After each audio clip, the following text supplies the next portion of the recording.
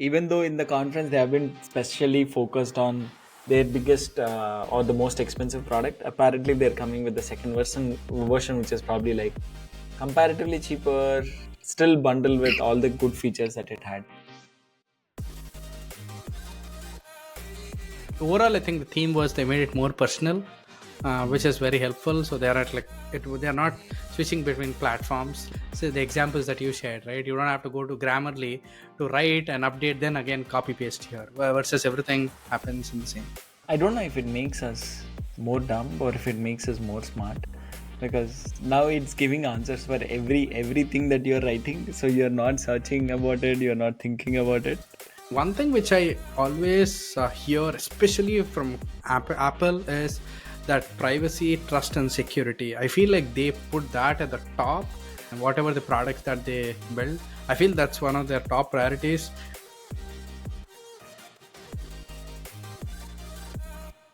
Hi everyone, welcome back to our podcast, Everything Product. In this podcast, we focus on different product management concepts, latest technologies, and we also host wide variety of industry speakers. Today, Srinath and I were very keen on talking about one of the biggest things that happened in the tech industry last week, which is the Apple's Worldwide Developer Conference. We have a bunch of thoughts that we want to share with you guys, and we have a bunch of thoughts on what product managers can take away from this conference. But before I start on it, right, I want to give a very quick introduction of what it is, like for anyone who doesn't know about that. Apple WWDC is a conference that specifically focuses on developers.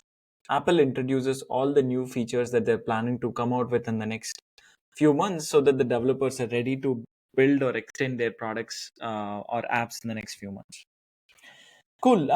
Srinath, let me start with a very simple question, right? Out of the entire keynote of the conference, what are the biggest takeaways that you had or the observations that you had? Yeah, I mean, first, it was a great conference. It had a number of different products that were showcased. But I'm not sure if you have observed one thing. They started with one of the most important thing, which was Apple Vision Pro, and they ended with one of the most interesting thing, which was Apple Intelligence. So I think they really paced it well, especially for those folks who have not watched this conference. I would highly recommend look at the keynote. So the way they placed was very interesting, and obviously in the middle they covered a wide bunch of products, the especially focusing on the iPad, the iWatch, and the TV and all. Overall, I think it was a great conference. Looks like Apple is going to continue to invest in both Vision Pro and the Apple Intelligence based on the way they talked in the conference. I've seen some article recently where even though in the conference they have been specially focused on their biggest or the most expensive product, apparently they're coming with the second version which is probably like comparatively cheaper, still bundled with all the good features that it had. Let's see how it goes. Yeah, I think that will be great because I've been waiting to purchase something like a Vision Pro, but it's like damn so expensive. I can't even think about. I want to try, but it's so expensive. I don't know if I'll have time. It's worth the investment that I would spend time on. I will be the first person probably that will be looking at that product. Yep. And this is one of the fun conferences that I've seen, like be it intro or be it transitions, right? If you look at the keynote, they start the video as if all the leaders are jumping from a plane, and then they land in the Apple Park, and then from there, Tim Cook takes it and then continues from there, right? So it's one of the, I don't know, they still want to showcase that Apple is one of the fun companies. They want to showcase that energy factor in the video. That's one of the things that I observe. And every transition too, if you see, right, the way they took from one video to another is very casual. They showed that professionalism at every point of time. Yeah. Yeah, definitely. I mean, because I'm not sure, like, if you have seen the Google I/O conference in the past or some of the Microsoft ones, I felt they were like very serious. They were just like, "Oh, okay, this feature, come on, next, it's next feature." And one thing which I also observed in the video, not sure if you have seen, the SVP of that engineering was doing some stunts, jumping on stairs. I was like, I watched. Okay, is he the same person or is it I'm someone sure it's else? not him who did that. It's definitely a body double or something. Yes, it definitely looked like that, but I watched that that twice to make sure if it was safe. But overall, I think they made it little engaging. They made it look fun, which was pretty, because especially when you have a 1.5 hour video, it makes it pretty tough to continue to just listen. When you make it fun, it's more. But I think they did really well. Yeah, that's true. And I think this is something that they started during the pandemic, right? Where everything went virtual, they started doing videos and stuff. And that's one of the things that they're doing a really good job of, because even though they could have a stage, they could have other people sitting in front and make it more like a formal presentation. This is more like a fun video where everyone would be interested to watch. And I think this is one of the most watched tech conferences in the industry. Like, I don't think this is the highest, but this is one of the most watched tech conferences online. That's interesting. No, I didn't knew that. Yep. So let's go a little bit more deeper, right? I know they spoke about different OSs, like it could be Vision OS, iOS, watchOS, iPad OS. Like everything is a operating system. It still keeps that platform mindset where everything we think is more of a platform, and then you can build apps on top of it. So let's start with the very first one, right? Vision OS. So what did you think about that? Yeah, I think I was definitely impressed the way they're trying to enhance that experience. So if you have, I think I don't know when it exactly was launched, but one thing which was really interesting to me with the Vision Pro, was where you can mirror your the iMac to spatial computing within Vision Pro, which I think is really helpful, especially when I work. I mean, I always want monitors to be productive. And when I'm doing anything, to be honest, sometimes even personal stuff when I'm doing, I feel like I can get things faster, and I need to always have that. With this, I feel like, okay, I even if I'm like sitting in the living room playing with my daughter or anything, I feel like I can still be like productive. So that was one striking feature for me. Obviously, I think the other one which I really liked was the interaction, the in-person interaction, the feeling, especially. I mean, I'm an immigrant. Like, I live far away from India, and my family and everyone is in India. So when I want to interact them, I feel like this is giving me more like an in-person experience, which I really miss. That was my key takeaway. What are your thoughts? What did you like?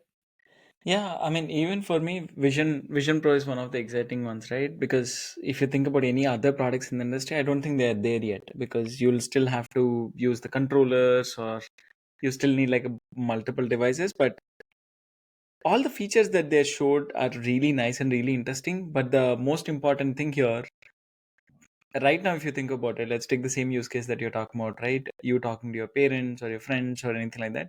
In order for us to get there, you're buying a $3,500 device, and the same thing is happening with the other person, where I can just sit on a Zoom call with you and then continue to have a similar thing, even though it's not that 3D immersive capability which doesn't exist, but you will still do that. But it again sets a futuristic vision or on where the industry would move towards, like 3D immersive experience, be it photos, be it videos, etc. So it's very interesting to see that. Few other things that I've also seen, right, is they continue to give that experience for developers. They're like, hey, build apps. I think they showcase that they have over 2,000 apps right now on Vision Pro. I have no clue how many people are actually using it. I'm sure it's in like tens or maybe hundreds right now. But beyond that, I highly doubt other people using it. But they are trying to showcase it's a chicken and egg problem, right? In order for people to come and use the device, they need apps. In order for people to continue to build the app, they need the users. So they're trying to go with the developers first, where they'll continue to have that ecosystem of apps available, so that by the time they have a lot of people who start to use the AR VR devices, they'll have a lot of things available there. I think that's one of the things that I observed with Meta too. You'll start to use it. Other than games, you can't use that for anything else. Then you're stuck with the device, can't do anything. Yeah. Yeah, no, definitely. Good point there. Cool. Let's jump to the next one, right? Mac. Maybe let's start with Mac. What do you think about the new features that they've launched in Mac? Like anything that stood out for you? I think for me in the Mac, it was the phone mirroring thing Yeah. where I was able to mirror from the iMac to the phone, which I felt was really cool. I know it may sound like simple, but I feel like, okay, not everything is in my mobile, is probably in the laptop. And not everything is in the here, is there, right? So this way, at least if I want something like important, any document, which probably I did not save in my laptop, but in the phone and all, I felt like that mirroring really helps, and it was pretty intuitive, like how you use the phone, like with just a movement of the hands. That was one key takeaway for me. I mean, did you like anything?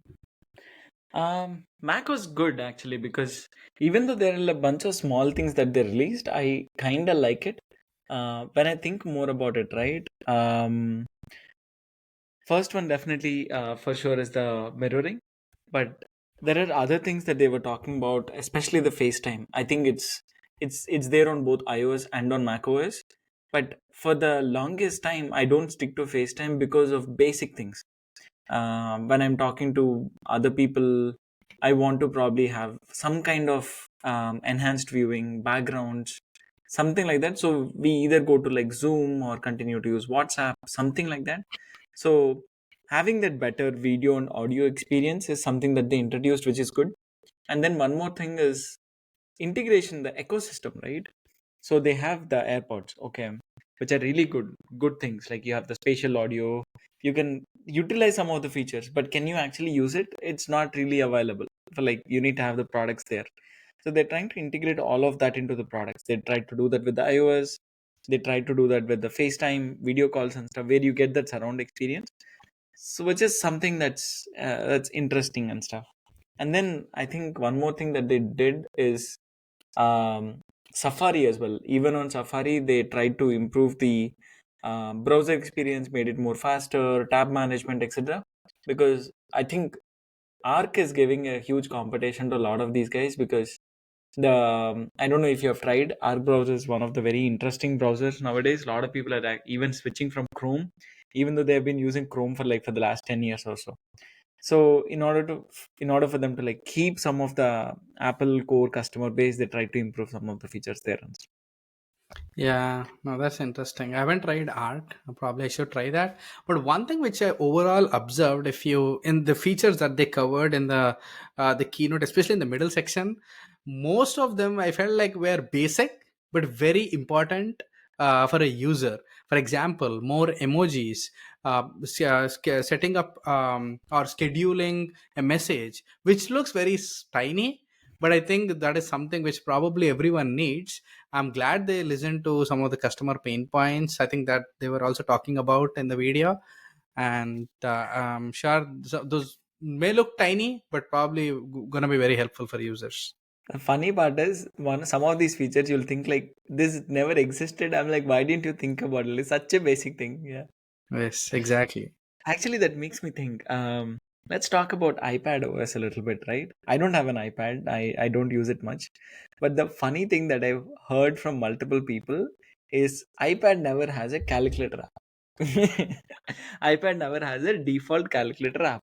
So, um, what I heard is people just use like other apps that are built by other developers and stuff, and sometimes you'll have to pay to like for a basic calculator app. So when these guys came up with the rumor that there is calculator trap coming, people thought it's like some basic calculator that would come there. But these guys did it really good with the Apple Intelligence, where you can actually write something and it'll automatically understand the formulas that you're talking about, etc. Imagine our school time, Srinath, we never had that opportunity. Now the kids can easily understand all these formulas and stuff. Yeah. What Oh, do you yeah. think? I mean, even I really like that feature. I think they were calling it as math notes or something in the iPad. I mean, one real example in my case, like I have like a 3-year-old daughter, and when I want to basically this teach her something, like even I mean, I feel like a lot of paper, like where I waste a lot of paper. I feel like with iPad I can teach her quickly, and it's also more intelligent, and also she gets that hand and experience versus doing all math automatically, which I felt was really good. I know there are multiple other probably the tools that are maybe available.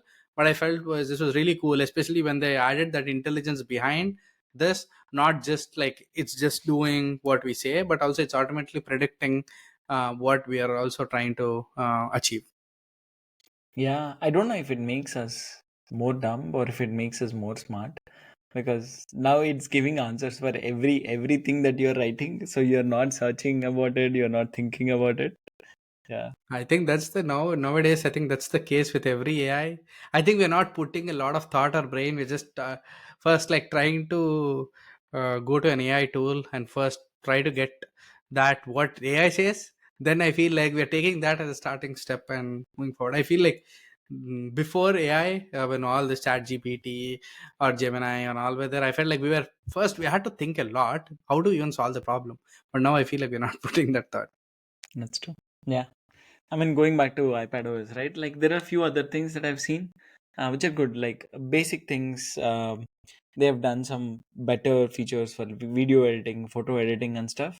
I mean, going back to the original mindset of Apple, right? We want to be more fun, we want to be more engaging, etc. I think they tried to like solve some of those with the iPadOS too. One of the interesting things which I saw was I felt like Final Cut Pro got a good marketing, even though I think they spoke at least like 2 3 times.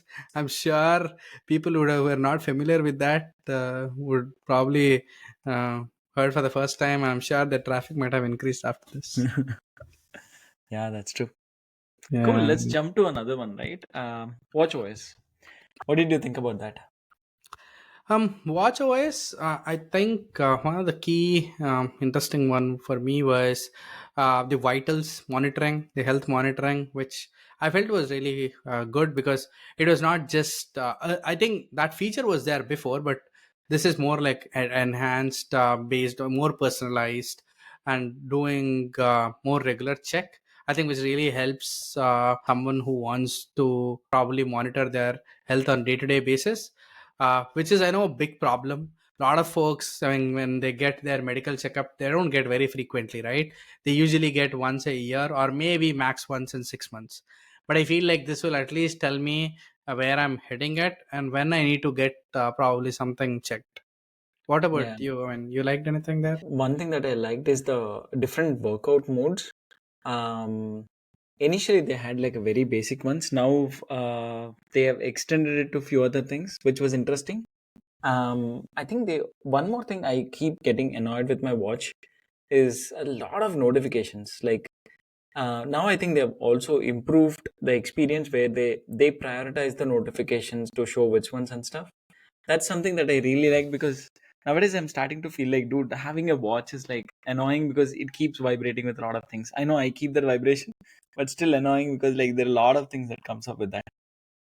Yeah, no, definitely. I mean, that was one thing which I think was important. Imagine, right? Like we have so many WhatsApp groups, so many different apps, and everything sends a notification. And when you want to basically scroll through that, I mean, your critical ones just get hidden. So it's so tough to even to understand which is that one that I need to take a look immediately. Yeah. Cool. Excuse me. Let's jump to iPhone OS. Any big thoughts there? Overall, I was like not very impressed, but I felt like okay, they had some good features. I think they had something called cleanup. Correct me if I'm wrong. Which I felt like okay, Google also had that the feature, especially the image cleanup feature. I think they also probably bought the similar one.